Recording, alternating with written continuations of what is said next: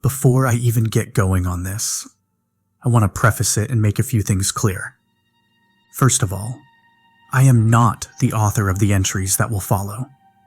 All that follows are what is written in a book that a friend of mine has given me. I am not out to tell you my life story, and I am not out to seek sympathy or answers. These are the notes of a friend of mine who asked me to put this in digital format and put it on the internet. With that said, everything that follows is word for word what is transcribed in his journal. I am not really sure how to start this. I don't want to get too much into my background or my history, because to be frank, it doesn't really matter. You do not need to know my name. You just need to know my story. This was the first event that happened to me over the course of a couple years. I want to get this down so even after I pass, my experience will at least serve as a warning to others. I hope you listen. I know by now, most people are more than well aware that horror stories tend to be of a rather predictable variety. Every now and again, you will get a story about a human who has gone unhinged and started some sort of blood-chilling legacy.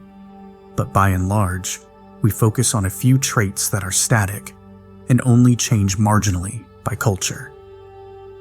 The monsters of legend are always meant to try and repulse, to be something just recognizable enough to be disconcerting. Horrid things that, by the virtue of their appearance alone, strike fear into our hearts. These stories often come as cautionary tales or moral lessons. The monster shows up, causes a bloody mess, and is either killed by a hero or else retreats into the shadows. What do these lessons teach? Stay away from abandoned houses. Don't touch the ancient treasure. Don't go into the dark forest. Or perhaps, be kind to that old stranger. Sometimes it is don't dig into the past too deeply. It all seems rather trite, doesn't it? Well, the reason for that is that we have, as a people, conveyed these stories in a way that makes them palatable, something we can tolerate without succumbing to the heart-wrenching fear of their truth. Our ancestors very wisely watered down these myths into something that would still invoke a powerful enough emotion to keep us from doing certain things without revealing too much of the origin of these myths.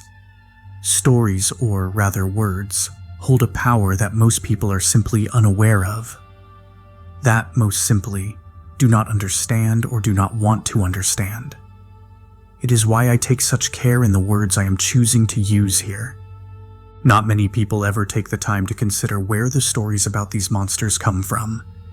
The odd historian who has a particular interest in mythology or folklore may do some digging, but the average person never gives it a second thought. Fewer than that, people will rarely take the time to consider why humanity is so interested in these sorts of stories and creatures. The sort of macabre fascination we have that keeps us always circling back to things that are meant to scare us. Don't you find it interesting that some fears transcend time and generation? Snakes, spiders, sharks, heights, the dark. These are all seemingly inherited fears. There is a theory of genetic memory that a good number of scientists are working to prove. That our very DNA can hold memory from our ancestors to help keep us alive. Things like cliffs, obvious predators, venomous and poisonous creatures all seem to be innately something we shy away from. These become almost archetypes in the realm of horror. These traits and features that are meant to trigger something in us play on a part of the brain that's long buried beneath rationality and conscious awareness. Can you briefly call to mind a type of monster that truly scares you? One that is aside from the listed animals?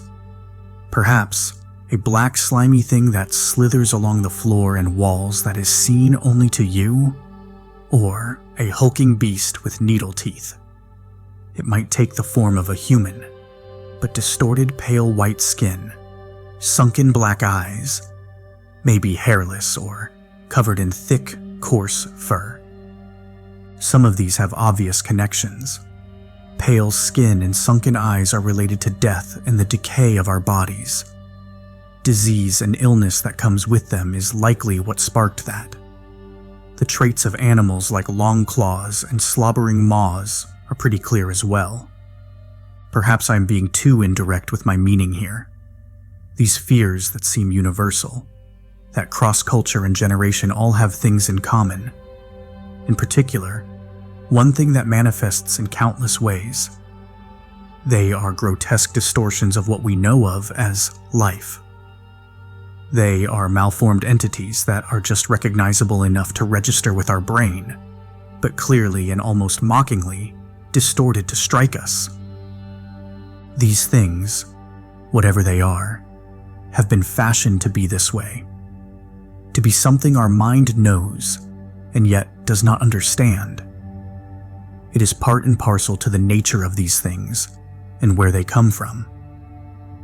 Now, this is where we come to my story. I need to share it. I need to get this out, and while it may seem too fantastic to believe or be trusted as real, it was a very real experience for me. Even the thought of telling this story makes my stomach turn and my head pound. But I hope that, by explaining it, I may be able to help myself cope with the stress of the nightmares it has left me with. 3 years, 6 months, 15 days. That's exactly how long it has been since I made the unholy mistake of questioning where these stories, where these monsters came from. It was my 21st birthday, and like most people around that age, I was just too damn smart. I knew how to handle myself. I knew how to do research into shit before I committed. I was prepared for anything. I was untouchable. I mean, hell, I grew up with the internet. And more than that, I knew how to navigate to the dark web and find information that wouldn't normally be available. And I could do that shit safely. So, of course, I would be able to study up and prepare for anything. I'm sure by now you understand the level of hubris I had in regard to my own intelligence. To be blunt, I thought I was prepared. I was wrong. Digging into the occult side of the dark web, I was able to track down some allegedly pretty old ceremonies. These are things from ancient, near prehistoric Africa. Legends that had been passed down since the dawn of time, and somehow still maintained up through modern day in some circles. It is a ritual that is supposed to let you commune with spirits. I have to put that in quotes because there is no translation for the word that was used. They are entities that exist outside of our realm, our dimension, so to speak. Neither good nor evil, just there. Blithely unaware and indifferent to our existence until we call on them or go looking for them. I need to make an important distinction here. There is a separate word used for their deities and creator entities. The next closest thing that could be associated with it would be the Orisa from the Yoruba tribe. But the word used is still older and disconnected from that particular people's. This is supposedly older by far. But everything with a grain of salt, right? The idea of the ritual was to pull your spirit out of your body and send it along a very specific kind of path to get to this place outside of our understanding. Not just outside our world, but even beyond our spiritual plane. The description of the place was something beyond what even our souls are able to perceive. A space outside of space, if that makes any sense. This ritual exposes you to one of the primal essences of existence, energies that permeate outworld from a place outside of it. It is one of the original forces of the universe, long before life was ever planted on any rock. These energies swirled and mixed. With that said, I will not explain where I found this information. I will not detail how I did it, or the materials needed for it. I will give only the barest information, so I can better explain what happened. Please believe me when I say it is better this way. So I had gone about readying my basement, the room that would serve as the ritual location. In truth, ritual is not the right word, but it is the closest I can come to explaining it. First, I had to paint a series of rather discomforting symbols in a number of patterns that were quite harsh on the eyes, almost like an optical illusion that never quite came into focus. I plugged in a speaker system and used a CD that the website suggested. It is worth noting the CD was nothing odd itself, just some drums and chanting in a language that I think was close to the culture of the ritual in origin. From what I understood, this was meant to help induce a trance-like state.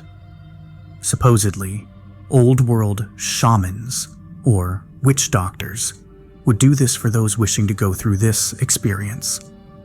Frankly, that bit might just be some fluff a random guy online used to try and sell his music. But I digress. I turned on the speaker and allowed the chanting to slowly fill the room. I had 9 candles, 4 black, 4 white, and 1 that was half and half of both.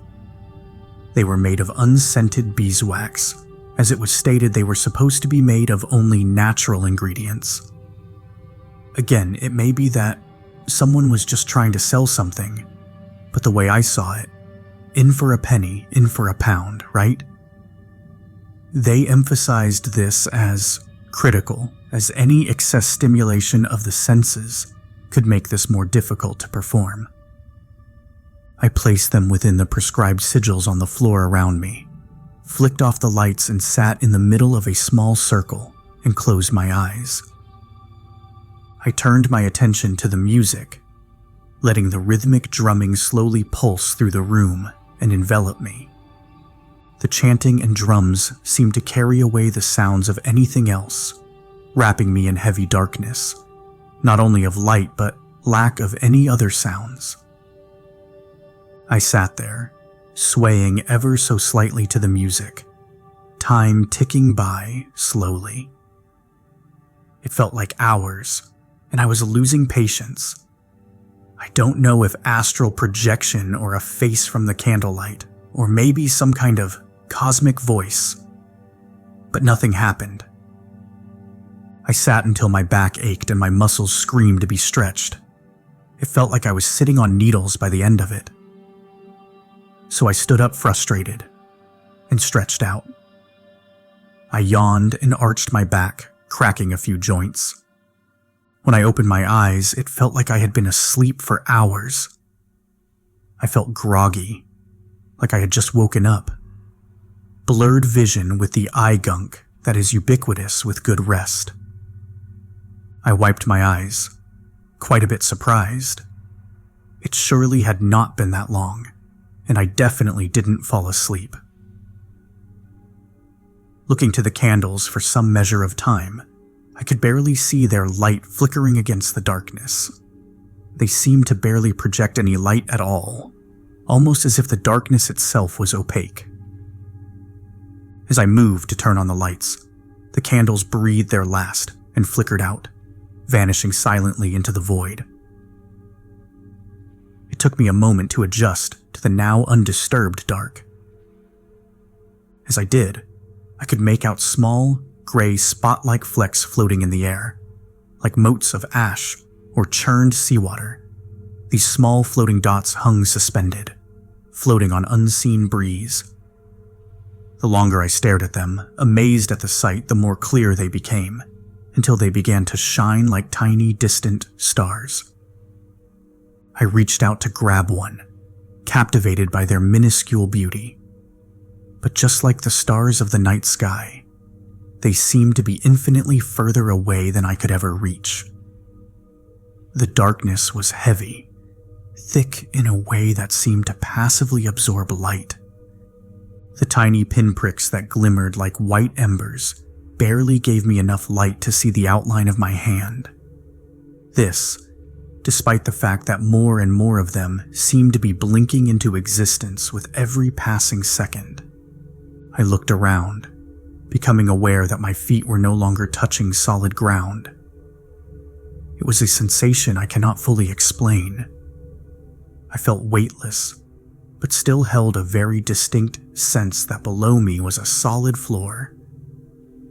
I closed my eyes for a moment, attempting to steady myself in this surreal environment. A deep breath to calm the nerves was a poor choice. It felt as though I inhaled hot ash and smoke. My lungs immediately felt as though they were on fire, but I could not cough. My body reeled and rejected violently the sensation of whatever I just breathed, but it would take no action to remove the sensation. The feeling spread quickly, down my arms and legs, up to my head. It felt like there were burning coals just under my skin. After an extraordinarily painful moment, I managed to exhale. Like opening a balloon, all the air, and thankfully, the pain went with the breath. When my eyes came back into focus, I was presented with something I will never be able to describe with accuracy. I could not look away, nor could I close my eyes. In this moment, I was frozen in time, facing a thing which defies all sense of rationality. The tiny stars, the flecks of gray light began to swirl slowly together, all flowing in a graceful dance into an unseen vortex, coalescing into miniature galaxies. They came together in a prismatic display of color and beauty that would be best described by a poet. Iridescent rainbows glowed from these nebulous formations as they joined together in a dazzling display. Colors I have never seen, prior or since, colors that have no name burst forth brilliantly. The whole ordeal was mind-numbingly captivating, beautiful beyond words, distracting. The far-off sound of drumming slowly danced its way back into me. I had forgotten the music was playing, or I had stopped listening. But it felt like the drumming was filling a void I had not realized was there. The chanting was like a whisper, not loud enough to understand, just soft enough to know it was there. This is when my mind finally grasped the realization. This was part of the ritual. It was all going as it was supposed to. It may have only been part of some hallucination or dream, but something in the music kept me grounded, kept me stable in the knowledge that, if this were a dream, I had full control over the experience. It was oddly comforting to know this, despite having been so pleasantly captivated by the lights. Trying to play with this sensation, I decided to see if I could do something here. I extended a hand towards the lights, mentally commanding them to swirl around my hand. They did not. The drums became a crashing boom, like a thunderclap that rattles a house. It was felt just as much as heard. The vibration shook the air around me, and me in it. A thrum like a heartbeat from head to toe rattled me. It felt as though a cord had been run through my spine and was plucked by some unseen hand. I was suddenly vibrating like a tuning fork, unable to control the sensation or focus on anything but how penetrating it was. It didn't feel like it was just my body shaking, but my whole being, everything that made me. I blinked and felt a tugging at my chest. It was like someone had grabbed me by the shirt and was pulling me forward. But it was not the shirt exactly. Something between what it feels like when you are grabbed by the skin and by your shirt. You felt it in your body, but it was not your body that was being pulled. This was an undeniable sensation. Something was pulling me. Unease swept through me like a crashing wave. Even though it was uneasy, I can't say I was afraid. I was anxious, apprehensive, but not scared. Not yet. I had wanted a legitimately spiritual experience for ages, had read dozens of books, paid hundreds of dollars to psychics, all in the hopes that something would happen that would be more than physical, something undeniably mystical. So my nerves were on edge, but not out of fear. At least I didn't think so at the time. Looking back, I think my body knew before I did something was wrong. Then I met it. It defies any mortal attempt to describe it.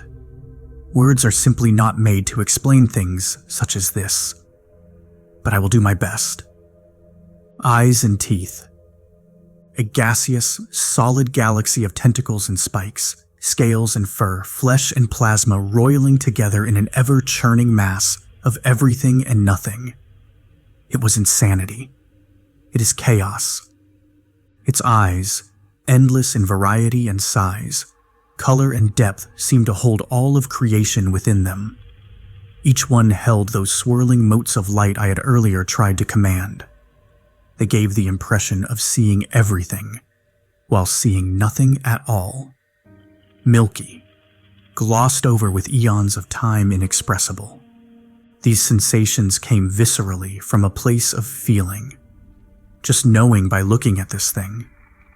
No thoughts were on a level that could do it justice. These countless eyes held countless galaxies within them, unending cycles of life and death, creation and destruction, untold horrors swirling within, just beyond the edges of those pupils, destruction and horror that man was never meant to know. These eyes, from planet-sized to the size of the tiny motes, seemed to roll in unseen sockets. The ever-churning mass of insanity slowed and came to a chilling halt. The galaxies spun within those optic orbs, spinning away the milky obstruction and focused with pinpoint, malicious intent on me. I struggled, looked anywhere I could, but I was helpless, floating in a void of darkness, nothing but the dismal light of this thing surrounding me. There was no escaping this. I would wager never in the history books has man felt so unimportant.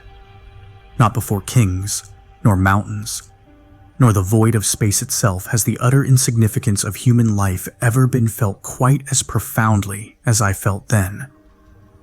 I was there, suspended in a place that could not be described, before a thing that should never be seen, and I was aware of just how small our world really was. How small I was. Abject and existential terror are the only words I can fittingly use to describe what I felt, what I saw. Those eyes, endlessly deep, set-aside gnashing teeth that could swallow planets whole, were blind, and yet witnessed all things. I felt them, not just looking at me, but taking stock of everything I was, everything I might be. I felt unraveled, unprotected, and unshielded. Vulnerable is just not enough to describe it. These eyes held nightmares and demons. They held monsters. Every horrible thing humanity has dreamed up, and endless more. Things with no names. Things that never could be, and thankfully, never have been. Dreamed up even in the wildest fits of delirium from the most darkly insane of us. This all happened almost instantly, mind you, so naturally I tried to shield my eyes. A laughable gesture, looking back. But it was all I could think to do. I saw things which felt so close, despite being so far, all trying to escape those eyes. They all seemed to know I was there from within this thing. I held my hand to my eyes, attempting to shield out the lights and ever-shifting colors. I'm sure I screamed, but I don't remember it. There was no more light, and yet I could still see perfectly. There was some sort of negative luminance, a dark light. The inverse of light, and yet not shadow exactly. There was no fixed point of luminescence anymore, but I could see everything clearly. This was not a good thing. It only meant I would be able to see everything that happened. What were once silhouettes of things within the light now became crystal clear abominations within the darkness. And then, my journey began. My fingertips began to fray like old fabric that had been worn down to the threads. Searing hot pain followed this unraveling, shooting up the nerves like white-hot lightning. My hand unwound itself like trillions of tiny pieces of string. I could feel my cells pulling itself apart and being sucked towards it. Fibrous membrane, thinly stretched outward into nothing. That is all I was becoming. So fine, so tiny I could not see it as it was pulled away. The lights began to fade from the eyes of this thing as the unwinding overtake my body. My feet, my other arm, all began to strip down to nothing. The last lights twinkled out as it came to my torso. I could see my cells individually floating away, shredding apart into the nothingness. I knew there was no way I could see something like this normally, that this had to be some kind of bad hallucination. I couldn't realistically see cells being unraveled, but I did. Like spools of thread are unwound. I could do nothing as I slowly became nothing, but a floating mess of detached, loose fiber, pulled away in dozens of directions. I truly wanted nothing more than for it to end. I would have given anything and everything to escape that sensation. In those moments, seconds stretched into minutes, and the pain of being unwound was all that I knew. That was my existence. Those moments were burned into my mind, and despite being short, they felt like ages. I tried to look away, to shut my eyes from the phantasmagorical scene, this twisted Alice in Wonderland nightmare. But my eyelids would not shut. I saw the unwinding go up my body, consuming even my head, which despite having no body left, was still somehow conscious of it all. I had to watch my body float away, like strands of hair down a river. My sense of being detached from the thread that was my body. I was able to watch the top of my head unspool and fade away from outside my own body. I allowed it to finish. I could not scream or cry. All I could do was allow the end to come. In the same instant that I was aware I no longer was, I came back. The very moment I was gone, I was returned. And this time, before me I was face to face with myself. Or, rather, a mockery of what I looked like. This fake me floated with its back towards the interstellar monster. This version of me was wrong in so many ways, a blatant insult of what humans are. The eyes were inverted, and the pupils held a faint white light. The iris was some kind of iridescent color that has no name, and the rest of the eye was black. His skin was the color of charred wood, between black and gray that cracked like a desert soil parched of water. Under the cracks, a faint purple glow pulsed every few seconds, like a slow, morbid heartbeat. Thin, shadowy tendrils of something slithered out from different points in the cracks, slowly winding up and down the area, before vanishing again into the soft purple under his skin. It was a burnt-up caricature of what I was supposed to be. It moved forward, floating as through water, stopping mere inches from my face. His eyes were piercing, examining me with meticulous, cold intent. After a moment of this clinical examination, a sly grin slowly curled on its lips. With a deliberate slowness, it moved its arm up, pointing a finger at my chest. As it did, the flakes of its skin cracked and fell away, revealing more of the light under it, and those liquid shadow tentacles writhing with it. Moving so close I could feel the heat radiating off his face. He looked me deep in the eye and poked my chest with his finger. Then, in a flash of the same purple light that he had inside him, he was gone. Nothing left. I mean, nothing. Both he and the thing that were gone, and I was left in a void of black silence. But I felt myself whole again. The relief of that is something you will never know. I breathed deeply, feeling the sensation of air in my lungs. It is a sensation that we all too often take for granted. The feeling of being alive. It was short-lived. In my relief, I made the mistake of closing my eyes. Not that it mattered, I suppose. After all, in perfect darkness, what difference does it make? But when I opened them, I was once again confronted with the cosmic blight. This time, though, I was moving, pulled by some sort of universal undertow. Little flecks of the gray space dust seemed to fly before me, guiding my path towards this thing that defies description. It was only then I was made to truly appreciate the scale of this thing. I was pulled for ages. It felt like years drifted by as I grew ever closer to the massive jaws that looked like they could swallow a galaxy. Those eyes, though, they watched me every second. Every vile second. I could see nothing but nightmares and contradictions as I approached closer. This thing was hypocrisy and paradox manifest. No thirst, no hunger, just a slow, unavoidable drift towards madness. The thing's body seemed fleshy and scaly, slimy and covered in fur, yet made of some sort of solid gas. This thing was contradiction given form and yet lacking form. Paradox incarnate, given a chaotic, uncaring sentience. As I finally made an approach close enough to touch it, the gnashing teeth all slowed. The churning of its body stopped for a moment and ripped itself open a new jaw. I moved faster now, pulled quickly towards this new orifice. A tunnel of teeth just big enough for a person opened.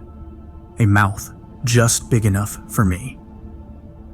It pulled me in, and I lost myself to an infinity that will never be understood by human minds. The concept of time was gone, and I was subject to every kind of torturous hell. The word hell, even in the most dogmatic biblical sense, seems laughable in comparison. Fire and brimstone were far and away the least creative things I was made to experience in that span of existence. The other me, that charred inversion of life, became my personal jailer and master of ceremonies. The creativity of this thing was staggering. There was no end to it.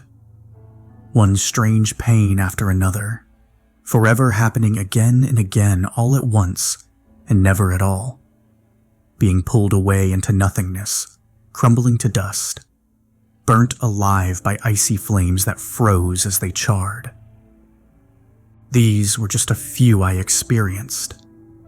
After them, they began to blur into one vague concept of maddening torment. I think it is a blessing that my mind was unable to handle it, in truth. It shut down higher reasoning and simply slipped away into the void. I don't know how long it took, but eventually, something snapped me back to awareness. From far beyond came drums and chanting, and for a moment, a thought of hope struck me like a fist to the chest. This was all part of the hallucination. It was all just happening in my mind. Some twisted, dark nightmare that felt more real than it could be. The inversion grinned at this realization, as if hearing my thoughts. I tried to free myself from this mental damnation, but only managed to rouse a smile from this other me. He touched me in the chest, and this time, he did not disappear. My blood boiled.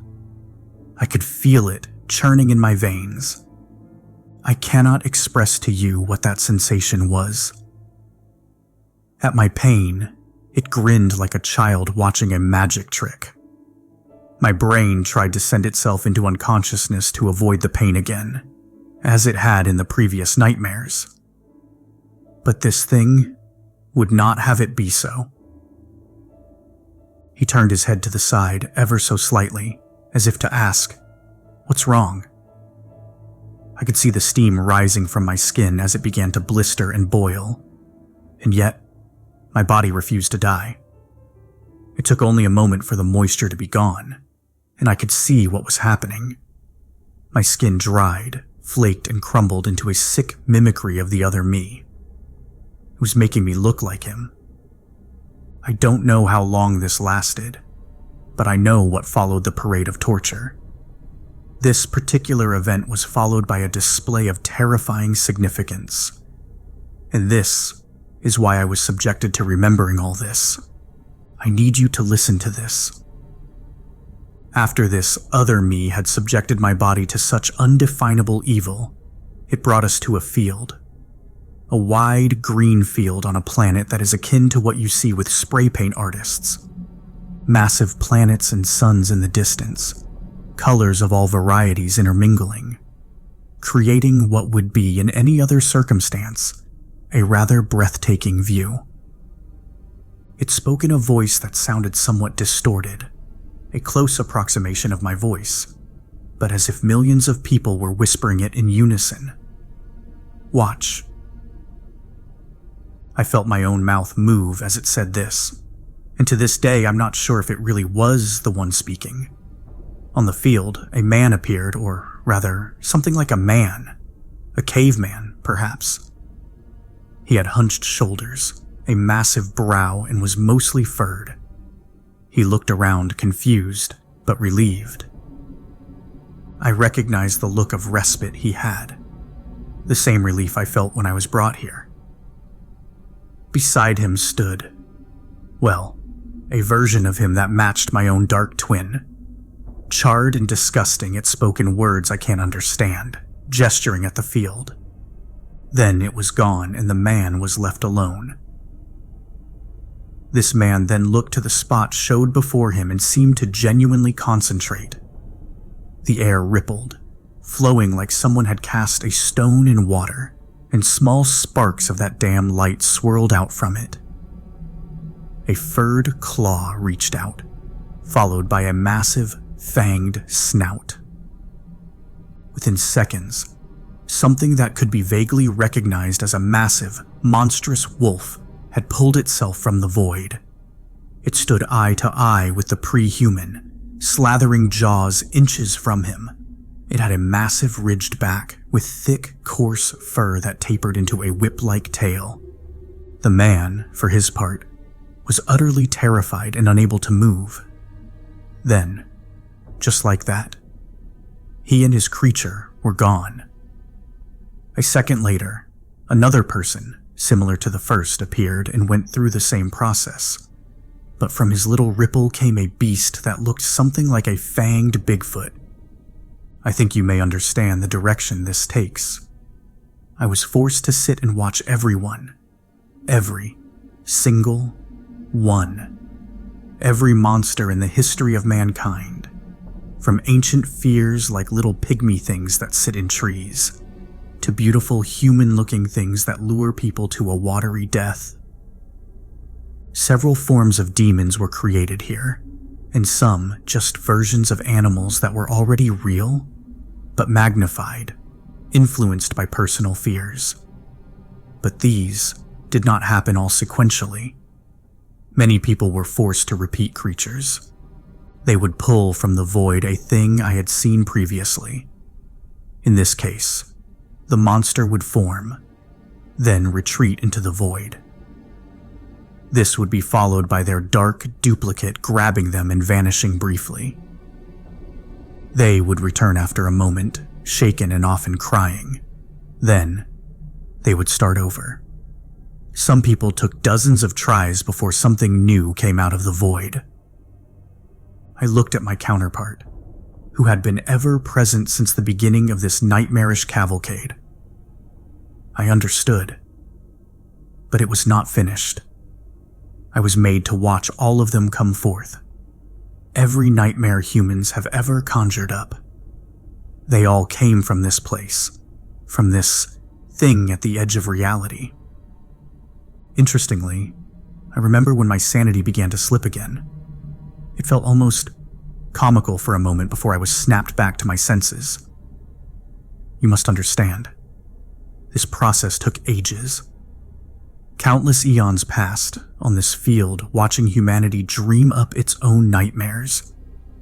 When they finally stopped, my own version turned to me and said the next and final word in that strange voice: experience.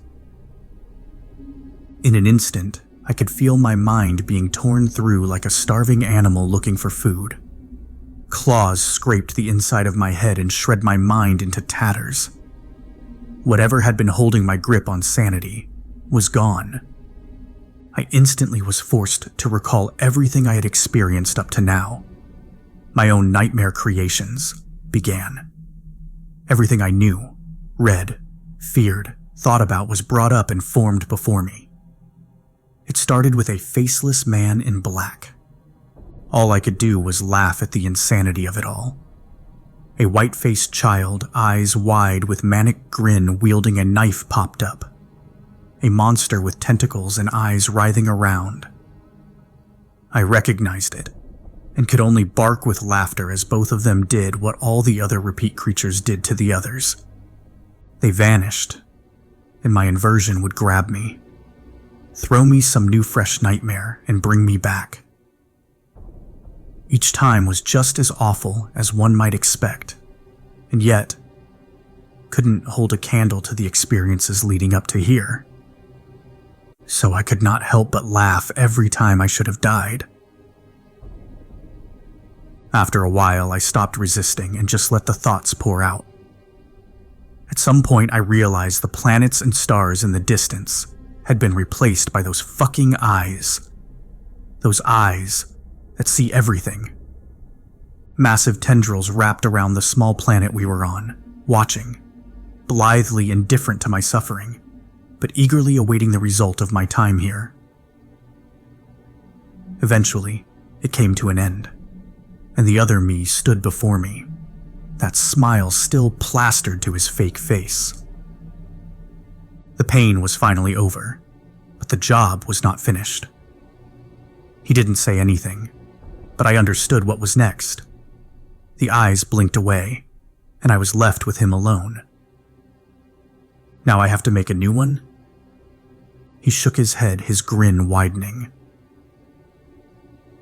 On the distant end of the field, I saw a large group of people starting to appear, just normal, average people.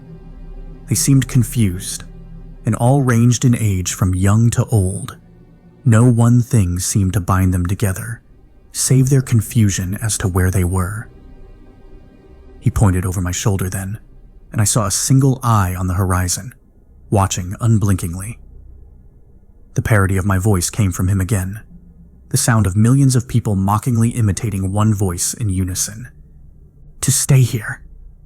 He gestured languidly at the eye on the horizon. And not there. Due to them. He lunged at me, and before I could react, he shattered against me, exploding into dust and ash. The purple light from his body glowed for a moment before it settled around me and into me. As it did, I felt empowered, untouchable. I don't know how to properly describe this, but I knew I could do things. Just about anything I wanted. Immediately, my desire to be in no pain was granted. I felt perfect. No issues at all. The eye on the horizon grew, just a little closer. Listen, I am not going to go into details here, but I must confess this. For me to stay on that field, out of the torture of the eyes, out of the hellscape that had become my life, I had to become the jailer to all those people. I knew, somehow, that they were real people. Not projections, but people taken from the world. Those vanished without a trace. The missing persons who are never found. If there is a God out there, I hope he forgives me for the things I did to stay on that field. Though I suspect if he is any kind of just, he will not. After the sort of horrors I unleashed on those poor people, I suspect even the devil might find me bad company. I was never freed, mind you, just held there in that placid field as long as I had the stomach to do to those people what my own dark copy did to me. I could not let myself go back to the hells I had known. And to be honest, every time I thought about this not being real, the eye got closer. So, eventually I stopped thinking about it and focused on my task. It took far too long for me to stop. Ages, really. But when I finally did, he reappeared, the purple light back in his unholy body. And I was made to create my own nightmare. Create. It was a simple command, and after so long stuck here, I had one. An entirely new monster, unlike anything humanity had ever seen before. A special horror that came right from my own darkness. It took no words to conjure it from the ripple of iridescent madness. I merely had to consider what I feared. What would be a new way to scare humanity? Emotions rolled into primal thoughts, and slowly, those took form. Long, black-clawed hands reached out from the lights, digging into the ground. The thoughts seemed to drift from my mind directly into the form of this monstrosity. It took only a moment before it was standing before us, a lithe shadow figure full of eyes and teeth, amorphous and ephemeral. The other me grinned widely and crumbled into dust, taking his light and my nightmare with him. Then, suddenly I was ripped from the field as soon as it was free of that amethyst light. I was put before it once again. From the countless eyes the creatures all spilled forth, both the ones I knew and the ones I did not. All of them scattering into the massive emptiness of whatever space this thing inhabited. But I must confess, I do not think it was really empty. I think it was just distant. Because I saw my own nightmare child come forth, come right at me and fly off behind me. There was no resistance to this process. All these entities being belched forth by this cosmic entity. I slowly began to understand the function this thing served in our world, at least as much as a human mind might be able to. The energy of all these creatures that flew by were dark, vile, and undeniably evil. But the sensation from this thing was primordial and chaotic. It was the birthplace of nightmares, of all monstrosity, but only given form by minds too curious to resist looking. Suddenly, the thunderous crash returned, and the vibration that sent me here strung again. My body was shaking, and the creature vibrated out of sight, fading into the darkness. Nothing but those tiny specks of light remained as the chanting returned to my ears, no longer a whisper, but as if it were right beside me. The drums beat to my heartbeat. I could not even collect my thoughts before all the lights were gone. I was greeted very suddenly by a heaviness I had not realized I had been missing. The vibrations suddenly stopped, and things were quiet for a moment. I inhaled sharply and was greeted by cool, refreshing air. This sensation, unlike last time, was real, tangible, and it was something I celebrate every day. I opened my eyes and saw the candlelight all around me, flickering softly in the darkness. The music played in the speakers, just loud enough to be heard. I shot upright, jumping to my feet.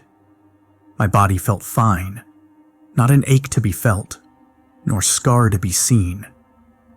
Immediately I turned on the lights, turned off the music, and blew out the candles. All the symbols I had previously painted on the floor were gone, leaving not a single sign of their having been there in the first place. The candles had barely collected a single drop of wax down their sides. The CD was barely starting track 2, and my heart was pumping wildly, but pain-free. My breath came in heaving gasps, more out of fear and shock than a genuine need for it. If I'm to be honest, my body felt even better than when I began the whole ordeal, but my head was aching with a deep, dull throb. I didn't want to close my eyes for fear of ending up back in that place, but eventually, I had to. I closed them hard and rubbed my temples while I said a soft prayer to whatever God might have been listening. Opening them did not reveal any nightmares, nor any immediate transportation. I was still in my basement. A cold breeze blew through the room, drawing my attention to a ground-level window that had been opened from the inside. At the edge of the window, a charred print of what could only be described as a claw was stark black against the cold gray of the walls. A chill that had nothing to do with the cold ran up my spine then, as I understood fully what this meant, what I brought back with me. Since then, I don't fear the darkness. It doesn't hold anything worse than I've already experienced. In fact, it seems quite welcoming now, almost like a warm blanket on a winter's night. I don't think I ever have to fear what is in the dark again after what I did. The darkness feels comforting to me, like I belong in it more than I belong in the light of the sun. Regardless, I wrote all of this. I relived this nightmare so you could get this warning. I saw him, waiting in a place outside our universe, somewhere deep in the realms long forgotten. Or rather, long since covered up. Deep in the core of chaotic creation, he gnashes his teeth and watches with eyes that cannot see. He waits for a time when his kind will roll like a tidal wave across the plains of existence. The things I saw, he will show to anyone foolhardy enough to go looking, anyone demented enough to want to know. Azathoth is still there, bringing forth untold blights into the universe, and all it takes to call them forth is to simply go searching for them.